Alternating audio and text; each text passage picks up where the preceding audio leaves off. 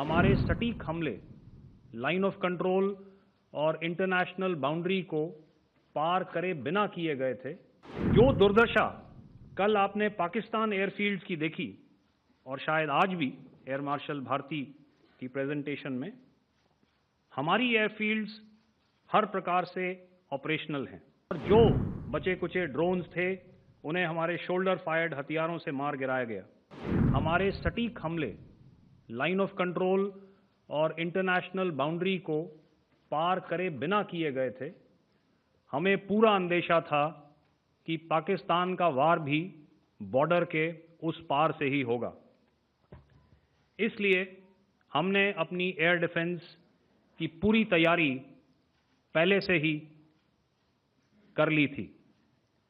हमारी इन्वेंट्री में शामिल counter manned aerial systems, electronic warfare के साधन और एयर डिफेंस वेपन्स का इंडियन एयरफोर्स के इसी प्रकार के सिस्टम्स के साथ एक अनोखा मिश्रण किया गया। इसलिए आपने देखा कि जब जब पाकिस्तान एयरफोर्स ने हमारे एयरफील्ड्स और लॉजिस्टिक इंस्टॉलेशंस में 9 और 10 मई की रात को लगातार हमले किए, वो इस मजबूत एयर डिफेंस ग्रिड के सामने विफल हो गए। आपके सामने इस ग्रिड को एक तरीके से दर्शाया गया है।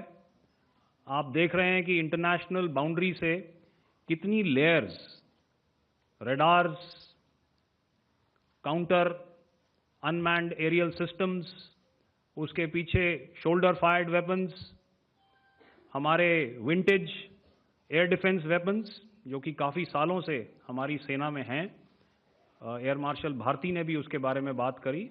और लास्ट में हमारे modern air defence weapon systems. तो कोई मौका नहीं था कि पाकिस्तान एयरफोर्स ये मल्टी टियर डिफेंस को पार करके पीछे हमारी एयरफील्ड्स या लॉजिस्टिक इंस्टॉलेशंस को टारगेट कर पाए। ये जो डायग्राम आप अपने सामने देख रहे हैं, ये मुझे एक इंसिडेंट की याद दिला रहा है। और मैं आपको इस उदाहरण के ज़रिए से एक ये एस्पेक्ट हाईलाइट करना चाहता हूँ। जब मैं स्कूल में था तो तकरीबन मेरे ख्याल से ये 70 का दशक था और उस समय इंग्लैंड और ऑस्ट्रेलिया के बीच में, आज शायद क्रिकेट की बात भी करनी चाहिए क्योंकि मैं देख रहा था कि विराट कोहली ने टेस्ट क्रिकेट से रिटायरमेंट ले ली। कई भारतीयों की तरह वो मेरे भी फेवरेट क्रिकेटर हैं। तो 70 के दशक में ऑस्ट्रेलिया और इंग्लैंड की फेमस एशेज सीरीज चल रही थी और उस समय ऑस्ट्रेलिया के दो बहुत तेज गेंदबाज जो कि क्रिकेट हिस्ट्री में बड़ा उनका नाम है, जेफ थॉमसन और डेनिस लिली, उन्होंने अंग्रेजी बैट्समैन और उनकी बैटिंग लाइनअप को तहस नहस कर दिया था। और ऑस्ट्रेलियंस ने उस समय एक कहावत निकाली थी, that from ashes to ashes and from dust to dust, if Thommo don't get here then Lillee surely must. और अगर आप इस लेयर को देखें तो आप समझ जाएंगे कि मैं आपको क्या बताने की कोशिश कर रहा हूं।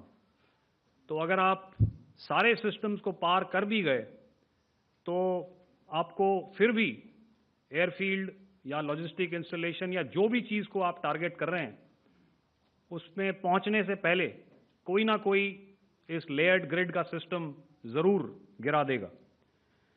जो दुर्दशा कल आपने पाकिस्तान एयरफील्ड्स की देखी और शायद आज भी एयर मार्शल भारती की प्रेजेंटेशन में, हमारी एयरफील्ड्स हर प्रकार से ऑपरेशनल हैं।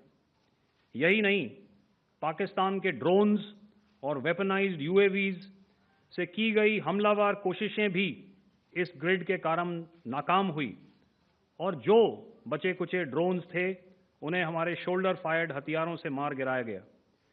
मैं यहाँ पर अपनी बॉर्डर सिक्योरिटी फोर्स की भी सराहना करना चाहता हूँ। उनके डायरेक्टर जनरल साहब से लेकर बॉर्डर पर तैनात बीओपी पर पहरा देने वाले आखिरी जवान भी हमारे इस अभियान में बढ़ चढ़कर शामिल हुए और बहुत बहादुरी से उन्होंने हमारा साथ दिया।